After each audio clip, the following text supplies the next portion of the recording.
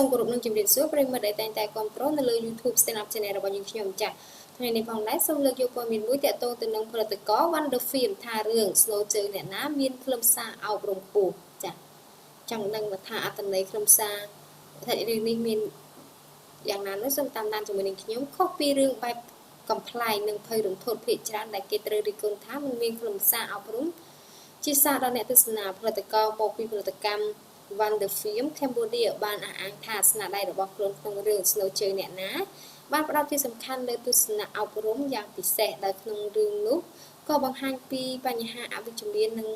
លទ្ធផលចុងក្រោយដើម្បីឲ្យអ្នកទស្សនាធ្វើការរិះគន់ផងដែរ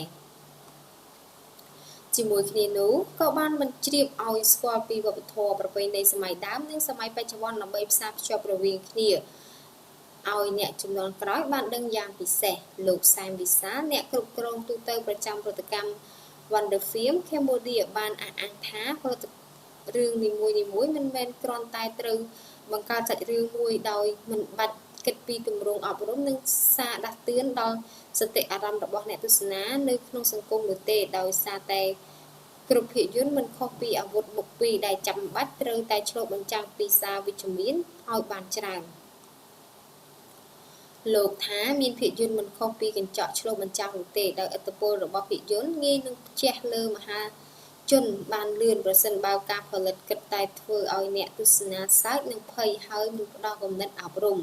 ក្នុងរឿង Snow ជើងអ្នកណាលោកថាមានខ្លឹមសារអប់រំ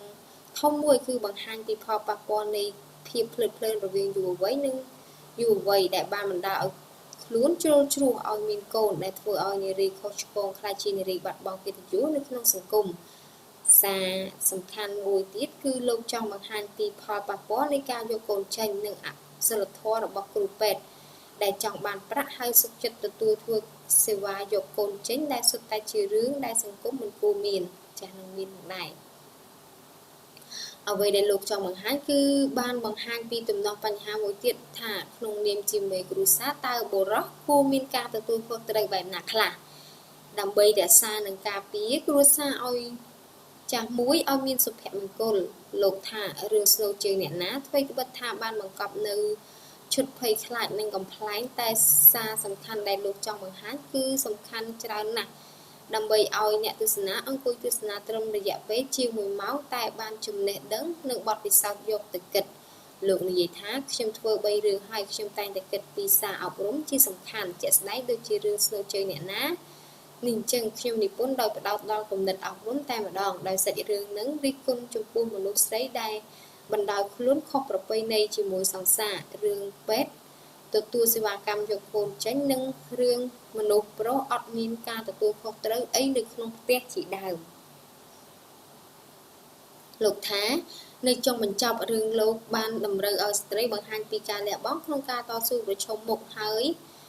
បញ្ចេញភាពក្លាហានរហូតដល់អាចដោះស្រាយបញ្ហាធ្ងន់ធ្ងរមួយបានដើម្បីជាសារបញ្ជាក់ទៅកាន់អ្នកទស្សនាថាមនុស្សស្រីក៏អាចដោះស្រាយបញ្ហាធំបានដែរបើនារីម្នាក់នោះហ៊ានបញ្ចេញសមត្ថភាពដោះស្រាយលោកថារឿងនេះមានគម្រោងចេញថតផ្លូវការនៅថ្ងៃទី17មីនាខាងមុខដោយ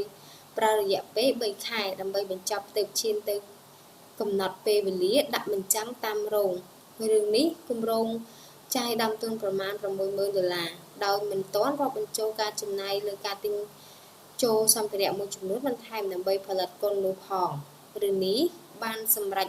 ចិត្តមិនយកតារាសម្ដែងដោយមិនជ្រើសយកតារាល្បីៗដែលមានទីផ្សារថតរឿងតាមរោងភាគច្រើនមកសម្ដែងនោះទេដោយងាកទៅរើសតារាសម្ដែងដែលលោកយល់ថាជាអ្នកមានសមត្ថភាពឲ្យត្រូវនឹងសាច់រឿងរបស់លោកច្រើនជាងលោកនិយាយថាក្នុងរឿងនោះខ្ញុំអត់យកតារាដែលគេជួយចិត្តហៅសម្ដែងច្រើនឲ្យមកលេងទេព្រោះខ្ញុំព្រោះអីខ្ញុំអត់ខ្វល់រឿងនឹងអត់មានតួដែលអ្នកចូលចិត្តហើយអត់ទិញសម្បត្តិទស្សនានោះទេខ្ញុំចង់ឲ្យពួកគាត់បានទស្សនាឲ្យពេញចិត្តនឹងទេពកោសល្យរបស់តួសម្ដែងនីមួយៗច្រើនជាងព្រោះខ្ញុំត្រូវការគុណភាពអត់ត្រូវយកតួតម្រូវតាមចិត្តយុវវ័យមួយក្រុមហើយធ្វើឲ្យសាច់រឿងតម្រូវឲ្យតួតាមតួវិញនោះទេលោកថាភាពយន្តច្រើនឡើងបានคล้ายជាភាពយន្តល្បីល្បាញដោយមិនបានជ្រើសរើសយកតួសម្ដែងល្បីៗដែលសម្បូរទីផ្សារឲ្យតែសម្ដែងនោះទេជាក់ស្ដែងភាពយន្ត រឿងវិកលចរិតនិងរឿងមួយចំនួនគឺចាស់ផុសតាំងស្រាប់មិនខកអីដែលលោកអះអាងថាគេឃើញរឿងកំណត់នាងនាថជ្រើសយុទ្ធសុទ្ធតែតួតារាល្បីៗឲ្យសម្ដែងនៅក្នុងរឿងទាំងនោះប៉ុន្តែចុងក្រោយតួអង្គនីមួយៗសុទ្ធតែបានក្លាយជាតារាល្បីដោយសារតែមានសមត្ថភាពសម្ដែងដល់របស់ពួកគេចាសម្រាប់លោកសែមវិសាលបន្តថាលោកនឹងកែទស្សនៈមហាជនឲ្យងាកមកទទួលស្គាល់សមត្ថភាពតារាសម្ដែងជាងប្រកាន់ឈ្មោះតួ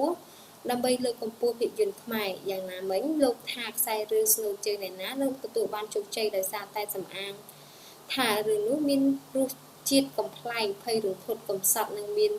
សារអប់រំតាំងពីដើមដល់ចប់ចាស់ប្រភពពី VOD